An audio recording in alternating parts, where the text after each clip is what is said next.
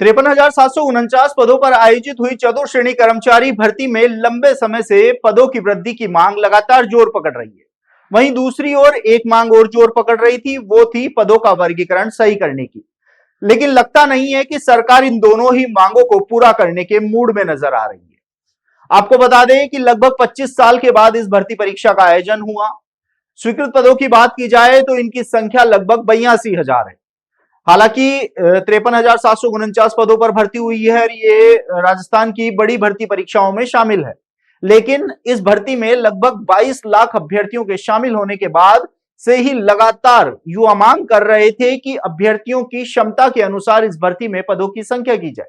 हालांकि पहले इस भर्ती में 70,000 पदों की मांग उठ रही थी, लेकिन उसके बाद जो मांग उठी वो थी सरकार के वादे के अनुसार।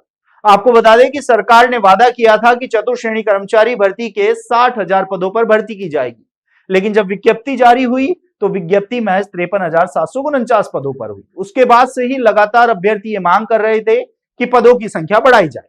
पदों की मांग को लेकर सोशल मीडिया पर ट्विटर ट्रेंड चले, तो वहीं मुख्यमंत्री भजनलाल शर्मा के नाम पत्र भी लिखे गए। तो वहीं बीते दिनों अगर 31 दिसंबर की बात की जाए, राजस्थान बेरोजगार यूनियन की ओर से रक्त से पत्र लिखकर सीएम से गुहार लगाई गई कि जल्द से जल्द भर्ती में पदों की संख्या बढ़ाई जाए।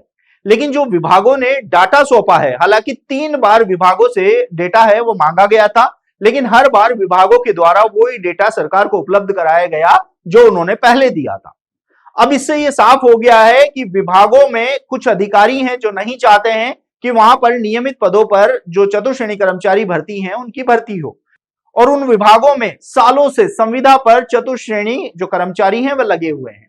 ऐसे में अब युवाओं की इन दोनों ही मांगों को झटका लगता हुआ नजर आ रहा है, क्योंकि कर्मचारी चयन बोर्ड अब इसके परिणाम पर काम शुरू कर चुका है। जो आपत्तियां थी चतुर्श्रेणी कर्मचारी भर्ती में, वो उन आपत्तियों का भी निस्तारण कर चुका है। ऐसे में अब जल्द से जल्द इस भर्ती के परिणाम जारी करने की तैयारी में बोर्ड जुट चुका है और संभावना ये जताई जा रही है कि 15 से 20 जनवरी के बीच में इस भर्ती का 2 गुना परिणाम जारी कर दिया जाएगा। ऐसे में अब उन अभ्यर्थियों के लिए निराशा की खबर हो सकती है कि सरकार फिलहाल जो पद वृद्धि है उसको लेकर कोई भी फैसला लेती हुई नजर नहीं आ रही है। यानी कि रोस्टर के साथ कुछ ऐसा किया गया है जिससे पदों में भारी कटौती हुई है। ऐसे में चतुर्श्रेणी कर्मचारी भर्ती में इन दोनों ही मांगों को झटका लगता हुआ नजर आ रहा है।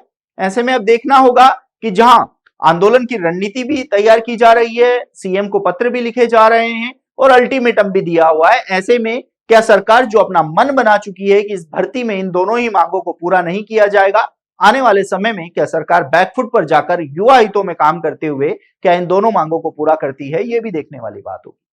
आप देखते रहिए एजुकेशन नगरी, मैं हूं ललित वर्मा।